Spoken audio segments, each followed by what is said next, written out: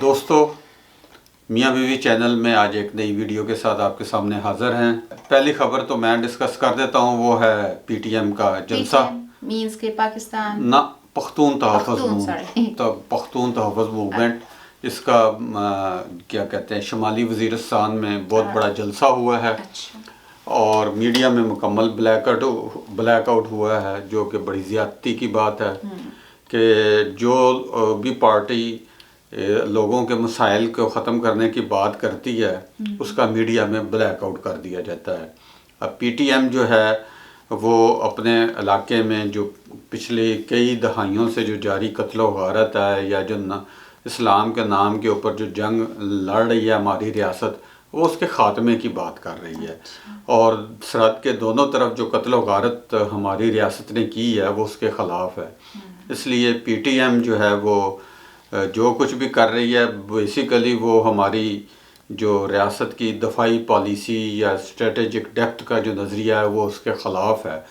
यही वजह है कि रियासत की तरफ से उस पर मुकम्मल ब्लैकआउट किया जाता है मीडिया में, और फिर क्या कहते हैं उस पर इल्ज़ाम तराशियाँ की जाती हैं कि ये गैर मुल्की इमदाद लेती है, हालांकि ऐसा कोई मसला नहीं है। उसमें सरहद के इस तरफ रहने वाले पख्तून भी उसकी हिमायत कर रहे हैं और सरहद के दूसरी तरफ रहने वाले जो है ड्यूरल सरहद तो नहीं कहते, ड्यूरल लाइन कहते हैं, और ड्यूरल लाइन के परली तरफ रहने वाले पख्तून भी उसकी हिमायत कर रहे हैं। अच्छा, फिर हमारे कुछ लोगों को ये बहुत एतराज़ है कि अगवान हैं या ड्यूरल लाइन के परली तरफ रहने वाले लोग हैं वो क्यों पीटीएम की हिमायत करते हैं। अगर वो पीटीएम की हिमायत करें तो हमारी रियासत इल्ज़ाम लगाती है कि जी अगवान हुकूमत मुदाखलत कर रही है, हालांकि ऐसी बात नहीं है। अगर पाकिस्तानी तालिबान या पाकिस्तान के कोई इंतहा पसंद गिरोह अफ़गानिस्तान में इस्लाम नाफज करने के नारे लगाते हैं तो हमारी रियासत उनका साथ देती है और सारे उसकी तारीफ़ करते हैं। अगर वहाँ के जो अफ़गानिस्तान के जो पख्तून हैं या पाकिस्तान के पख्तून अपने ख़त्ते में अमन की बात करते हैं तो इन्हें गैर मुल्की मुदाखलत याद आ जाती है। हमें याद रखना चाहिए कि पाकिस्तानी रियासत ने सिर्फ़ अपने मकासद के लिए सरहद के दोनों तरफ, ड्यूरल लाइन के दोनों तरफ पख्तूनों का बहुत ज़्यादा खून बहाया है और वो पिछली 4 दहाइयों से खून उनका बहता चला आ रहा है। तो अब वक्त आ गया है, पीटीएम उठी है और कोशिश कर रहे हैं कि ये वाली जो पॉलिसी है इसका ख़ात्मा किया जाए। That's very, very, very sad. आप बताएं जी, ये तो था मेरा नुक्ता नज़र। बड़ा ही मुझे नहीं पता था, अभी खबर आई है क्या या ये पुरानी खबर है, ये आपने नहीं पढ़ी मगर ये आई है मीडिया, सोशल मीडिया पे आ रही है। ठीक है। आपने कोई मास्टर टाइल की बात कर रहे थे? मैं मास्टर टाइल की बात इसलिए करना चाह रही हूँ, हालांकि उनकी पहले भी फैमिलीज में शादियाँ हुई हैं, इसी तरह ही करते रहते हैं वो बहुत ज़्यादा, मतलब कि ये तो 200 करोड़ रुपया इन्होंने खर्च किया इस शादी पे, इवन सोने की हर चीज़, प्लेटें और चांद सोने के वर्क और समथिंग लाइक दैट। बात ये नहीं है, तो नहीं होंगी, बात मतलब कि प्लेटेड समथिंग 200 करोड़ भी मेरा ख्याल है बहुत ज़्यादा, एग्जेजरेशन भी हो सकता है, ऐसे लोग कह रहे हैं। बात ये नहीं है, बात चाहे 100 करोड़ हो, 50 करोड़ हो, 10 करोड़ हो, 200 करोड़ हो, बात ये है कि सबसे 2 चीज़ें, सबसे पहले ये कि इसमें बहुत हिपोक्रेसी सी एक मुझे नज़र आई है कि मौलाना तारिक जमील साहब को बुलाया गया, बहुत एहतराम के लायक हैं, अच्छी बात है, अच्छी बातें फैलाते हैं, मगर सबसे बड़ी बात जो होती है हमारे मौलानाज की, ये बात होनी चाहिए कि आप ऐसे फंक्शंस में, पहली बात है कि जब वहाँ जाके कहते हैं ना कि ऐसी शादी हमारी किसी भी नहीं करनी चाहिए, मीन्स के हदीस की रूह से सही नहीं है, तो फिर आप जाते क्यों है, पहली बात। और अगर ये कंट्रोवर्शियल चल रहा है कि उन्होंने 10 लाख रुपया नहीं लिया निकाह का, तो लिया है या नहीं लिया क्या पता, टाइलें लगवा दें इतने पैसों की उनको, लेकिन मसला ये है कि आपने ऐसा क्यों नहीं कहा या ऐसा कदम अभी तक क्यों नहीं उठाया हमारे तमाम मौलाना ने जो इसराफ को कंट्रोल कर सकें। इसराफ हमारे प्यारे नबी सल्लल्लाहु अलैहि वसल्लम को भी पसंद नहीं था और कहीं पे भी इसकी इजाज़त भी नहीं है, और आई थिंक दिखावा,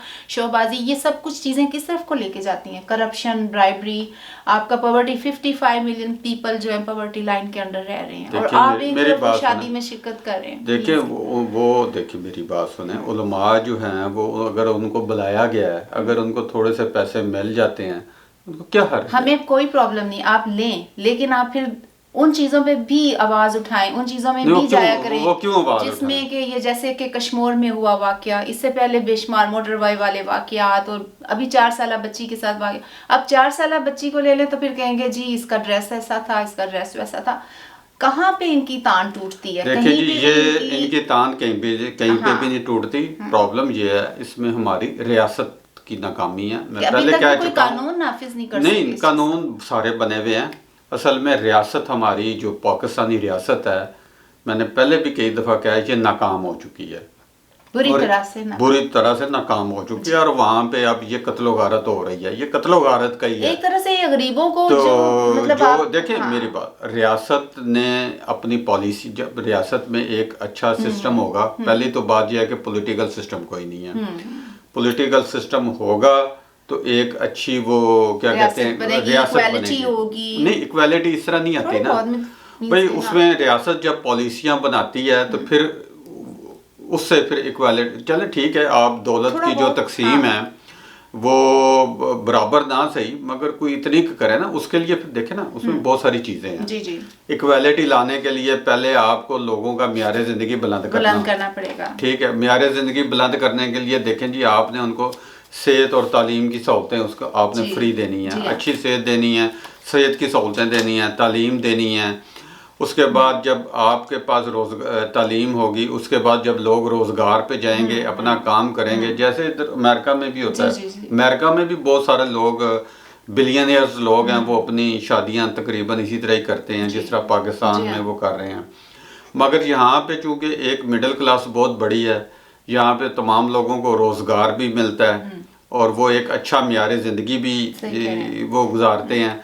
तो इसलिए उस तरह फिर जब उस तरह की कोई एक आध शादी इधर भी होती हैं, शादियां होती हैं, तो लोग वो इग्नोर हो जाते हैं, इतना वो फील नहीं करते। लेकिन मैं ये बात नहीं, अब देखे ना, नहीं दूसरी बात ये भी देखे ना, 200 करोड़, पहली तो बात यह है कि पता नहीं 200 करोड़ एफबीआर को नोटिस लिया नहीं, एफबीआर ने नहीं, वैसे एफबीआई क्यों नोटिस लेगी? देखिए मेरी बात सुने ना, मैं इसके खिलाफ नहीं हूं, मेरी बात सुन ले, पैसे हैं खर्च करें, लेकिन नहीं, पहली बात यह है कि 200 करोड़ पता नहीं हुआ भी है कि नहीं हुआ, ठीक है। दूसरी बात यह है कि वो अगर 200 करोड़ लगा है तो उसमें देखें कितने लोगों को रोजगार मिला होगा।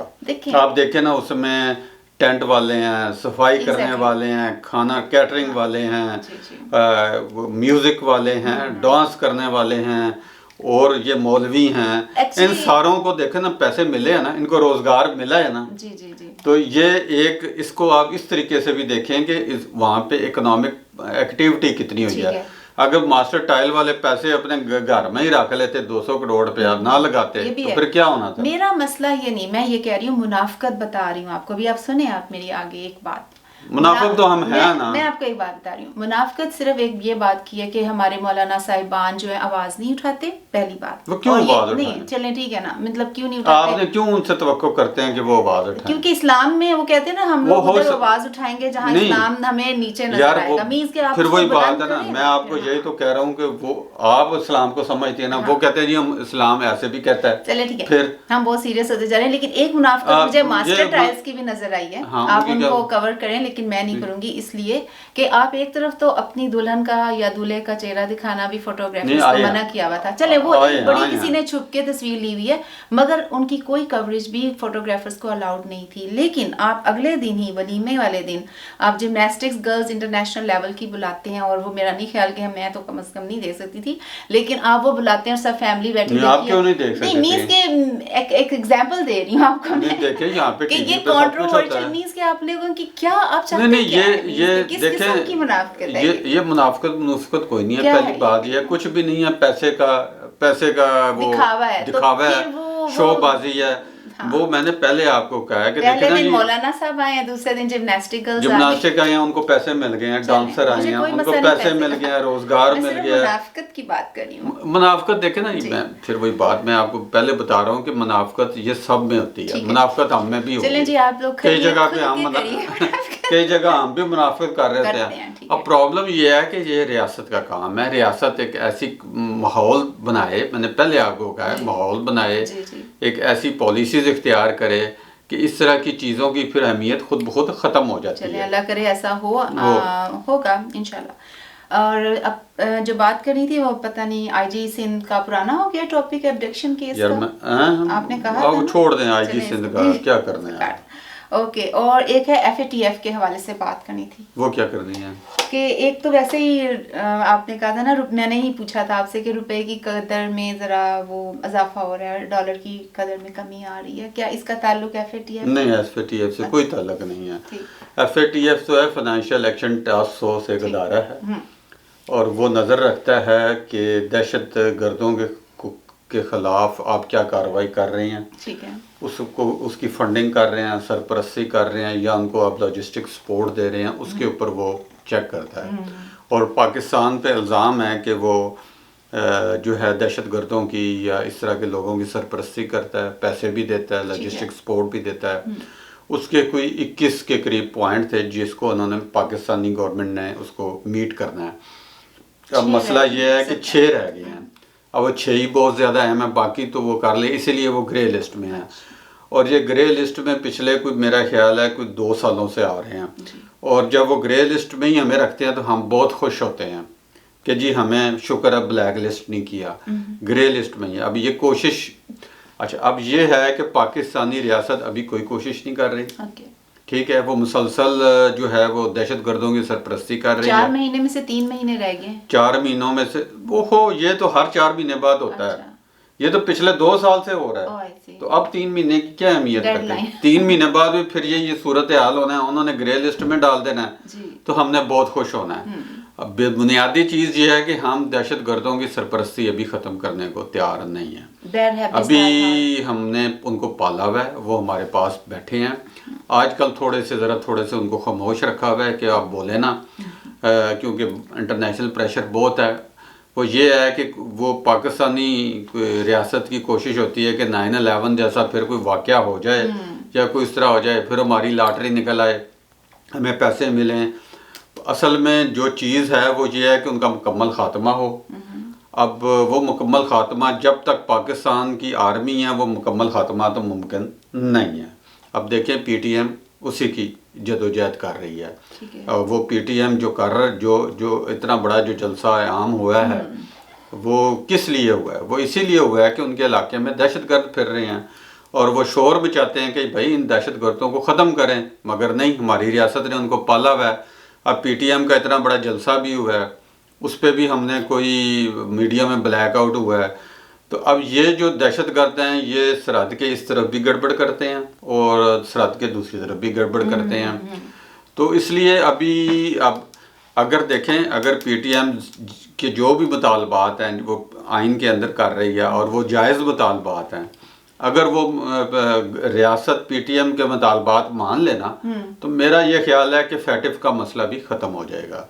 मगर पाकिस्तानी रियासत अभी इसके लिए तैयार नहीं है। वो मुसलसल दहशतगर्दों की सरपरस्ती कर रही है।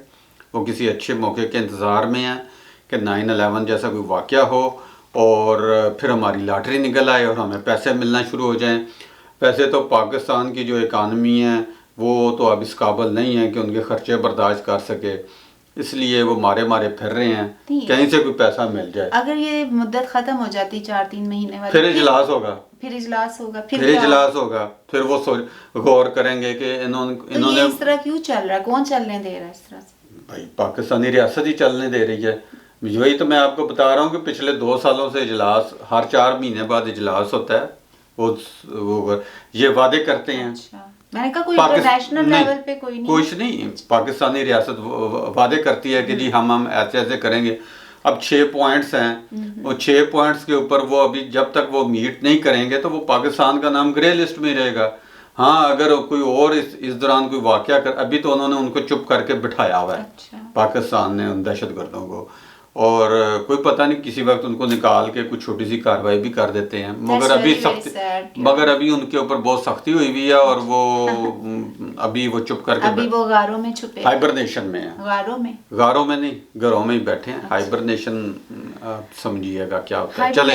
अच्छा, मैं सिर्फ इतना एक आखिर में कहना चाहूँगी कि अवाम समझती है कि जब उनको कोई, मैंने अभी एक ना ट्वीट कहना चाहिए, किसी का मैसेज का जवाब दिया था यही मौलाना तारिक जमील के हवाले से, तो लोग थोड़ा सा ना गर्म हो जाते हैं, बात ये है कि आप लोग जब गर्म होते हो, आप लोग सोचें, मैं कोई बात उनकी कोई इज्जत और तकरीम में कभी नहीं की बात करी। आपने क्या जवाब मैंने दिया? सिंपल ये कहा कि ऐसा मुमकिन नहीं है कि कोई मौलवी हलवा लेके के पैसे ना ले, इम्पॉसिबल। ठीक है। तो किसी ने जवाब दिया कि आपको ऐसे नहीं कहना चाहिए, वो मौलाना है, ये एक तो हम फौज को और एक हम मौलाना हजरात के बारे में जब भी कोई बात करते हैं, लोग बिला से समझे ऐसे हमारे पीछे पड़ जाते हैं जैसे कि हमने कोई गलत बात की। गलत बात नहीं की, हम उनकी इज्जत में कोई कमी नहीं आई। बात कर रहे हैं हम उस चीज की जो दस्तूर है, हम दस्तूर की बात करते हैं। हम ये नहीं कर रहे कि मैं उनको पसंद नहीं करती है, ऐसी बात है। मीन्स के जो इस्लामी दस्तूर, अगर आप उसके मुताबिक चल रहे हैं तो फिर उसके मुताबिक बात फिर वही बात ना, इस्लामी दस्तूर, चाहे वो फौज हो, मेरी बात सुन ले, चाहे वो मौलवी। इस्लामी दस्तूर नाम की कोई चीज नहीं है। पहली बात यह है, हर मौलवी का अपना दस्तूर है जिसको वो इस्लामी कहता है। वो तो आपकी बात सही है। मैंने आपको पहले भी कहा है कि इस्लामी दस्तूर पे फैसला नहीं हो सकता है, इसको छोड़ दें आप। अवाम की बात करी, अवाम ने क्या करना है? अवाम को चाहिए सीखपा ना हुआ करें, अवाम को रैशनली सोचने दिया ही नहीं गया। सोचा करें हम बात क्या कर रहे हैं एक्चुअली में। देखिए जी, अवाम को तो सोचने दिया ही नहीं गया। तो हम अवाम को तो देखे ना जी, वो खादम हुसैन रिजवी ने पीछे लगाया हुआ है, उधर दूसरे मौल ताहिरुल कादरी ने पीछे लगाया हुआ है। अच्छा, ये उधर कोई दूसरे बंदे हैं, उन्होंने पीछे लगाया हुआ है। वो एक करैक्टर खत्म होता है, दूसरा करैक्टर शुरू हो जाता है। चाहे तारिक जमील हैं, तकी उस्मानी हैं, ताहिरुल कादरी हैं या खादिम रिजवी हैं, ये लोग कश्मीर के वाक़े पे तो गूंगे हो जाते हैं, गुंगवट्टे हो जाते हैं। बाकी चीजों पे आप लोगों की ज़ुबानें बड़ी निकलती हैं। मुझे इस बात पे इतना गुस्सा आता है कि मैं पूरा प्रोग्राम कर सकती हूँ। चले ठीक है, आप पूरा प्रोग्राम इतनी जज्बाती ना हो, इससे कोई फर्क नहीं पड़ने वाला। ठीक है, तो मेरा ख्याल है अब हम इजाजत चाहते हैं। इससे पहले अब देख ले, मैंने कोई अल्ताफ हुसैन साहब, अल्ताफ हुसैन साहब को छोड़ें। अल्ताफ हुसैन साहब अब पाकिस्तानी सियासत से उनके इशारे पे तो कराची बंद हो जाता था। वो बंद हो जाता था, मगर अब वो वक्त ख़त्म हो गया ना। अब हमारी रियासत को उनकी ज़रूरत नहीं रही। पहले इसी तरह ही है ना, रियासत जब अपने बंदों को पालती है तो फिर उनके ज़रिए अपने काम करवाती है। जब ज़रूरत निकल जाती है तो फिर वो इसी तरह ही वो फर्श धोते ही नज़र आते हैं। तो यही हाल कभी मौलाना खादम हुसैन रिजवी के साथ होगा, यही हाल जो है वो ताहिरुल कादरी के साथ भी यही हुआ। चुप करके अब बैठे हैं उधर, और ये पहिया से ही चलता रहेगा और फिर एक लीडर आएगा, असल में जो कल्प्रिट या जो गड़बड़ करने वाले लोग हैं वो पाकिस्तान फौज है या रियासत फौज है, जो ये सारे खेल अपने मकासद के लिए खेलती है और उसके खिलाफ जदोजहद होनी चाहिए। और उसके खिलाफ जदोजहद जो है वो एक जमहूरी तरीका ही है। और आप इलेक्शन हो, इलेक्शन के ज़रिए लोग आएँ, अपने अवाम अपने वोटों के ज़रिए आएँ, अपने नुमाइंदे खुद मुंतखब करें, वो खुद क्या करते हैं और वो मुल्क के लिए हमेशा बेहतर करने की कोशिश करते हैं, जिसका हमारी जो इस्टेब्लिशमेंट है या जिसे हम पाक फौज कहते हैं, ये उनके रस्ते में हमेशा रुकावट बनती है। और अपने जो भी वेस्टेड इनके इंटरेस्ट हैं उसके लिए ये सारे जमहूरी निज़ाम को बेड़ा गर्क करती है। तो उसके लिए देखिए जी, सारी ख़राबियों का एक ही हल है कि पाकिस्तान में एक पॉलिटिकल सिस्टम एक पटरी पे चढ़े। इमरान खान साहब तो ला नहीं सके। नहीं, वो इमरान खान ने लाना ही नहीं था। वो पहले दिन ही हमने आपको बता दिया था। हमने तो जिस दिन वो सियासत में आया था तो हमारे कई दोस्त जो हैं वो उसके साथ थे, बड़े हामी हैं, आज भी हामी हैं। अब तो कुछ तो अलहदा हो गए हैं, आज भी हामी हैं।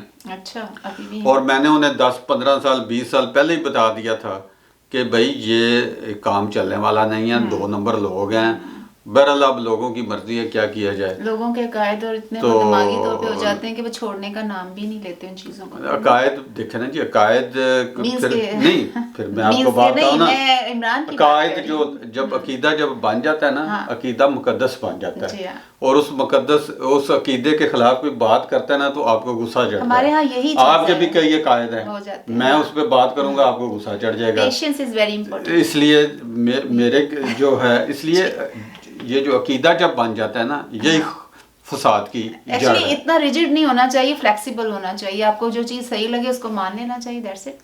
अब ये भी प्रॉब्लम है ना, हर किसी का अपना अपना फ्लेक्सिबल लेवल है। करे ना, कोई हो जाता है, कोई कहता है नहीं जी नहीं, मैं से आगे नहीं जा सकता। पाकिस्तान में ना फ्लेक्सिबिलिटी नहीं है एक्चुअली। जो हमारे जो है माशाल्लाह जिनका हम नाम लेते हैं लोग, उससे में आ जाते हैं, उनमें फ्लेक्सिबिलिटी उसी वक्त आएगी जब एक किसी भी मुल्क में डेमोक्रेसी होगी।